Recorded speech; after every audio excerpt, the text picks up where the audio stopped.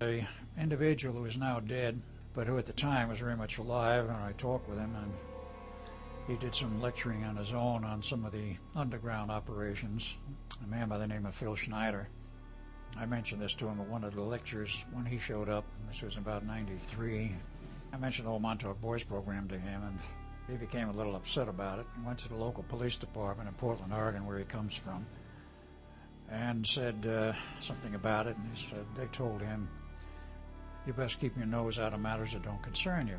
So he got even more incensed and went to the FBI, and he fortunately latched on to one of the older people in the FBI who had been there over 22 years. And he says, "Montauk Boys program, yes, we know all about it."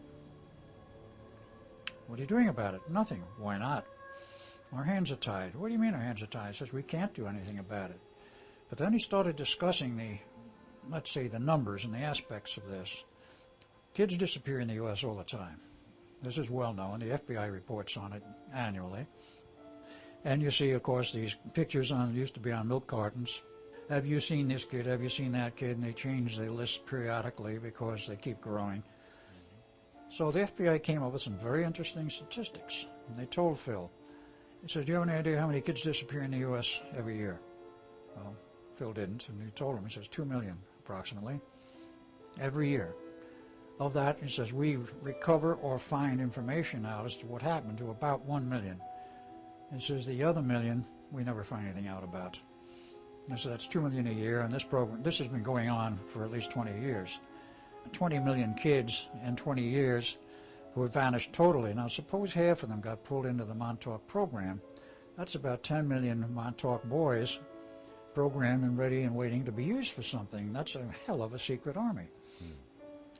Well, later on in '97, when the Air Force became involved in uncovering these Montauk tunnels, because this program was never military. This is the problem, which we had a great deal of problems trying to find out who's running the program. I always assumed it was a military or a government program. It was not. But in 1997, we started to take another look at it. That is, Preston, myself, and one or two other people. And Preston got into it very heavy because he found from the records, he was given access to the records for a period of time from that one location under Sag Harbor, Long Island, which is where one of the processing bases were. The Air Force captured some of the personnel involved with it. There were low-level personnel wearing very strange gray uniforms with no name badges or rank insignia. It was not a military organization. It was a paramilitary organization. And they didn't know much. But the records they found, of course, they found dossiers in that one location of some 30,000 Montauk boys. Full dossiers with photos and everything. Based on that, they started looking and finding other locations, and they started breaking into other locations. Before the year was out, the quote that came back to me via Preston was that in the United States alone, there were at least 5 million programmed Montauk boys. That was an Air Force official estimate, and it is a worldwide problem, unquote.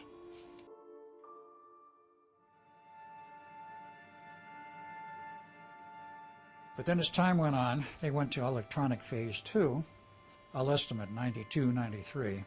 It was much smoother. It left less mark on the aura, and the individual was a little bit more normal acting. They didn't act like they were restricted or that they were simply not functioning as a normal young kid. Phase 3 went into effect in late '97. I was in Denver, Colorado when this happened. And that turned out a product that was so smooth that you could hardly detect the person, either by normal observation, by body language, or even by aura. In terms of looking and finding the aura mark, or shall we say the aura signature, you had to really look and know what to look for to find it. And in terms of their normal behavior, they were almost completely spontaneous. So this is one of the things the Montauk Boys program does. It wrecks the spontaneity of a young person.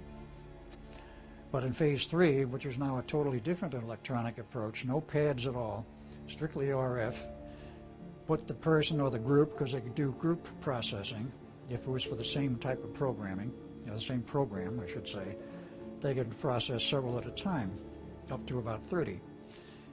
You put them in this room, it has certain RF radiating elements in it, and what it does is it radiates a microwave signal with the proper modulations, accesses the human brain in the proper locations, puts them in the proper state, implements the program,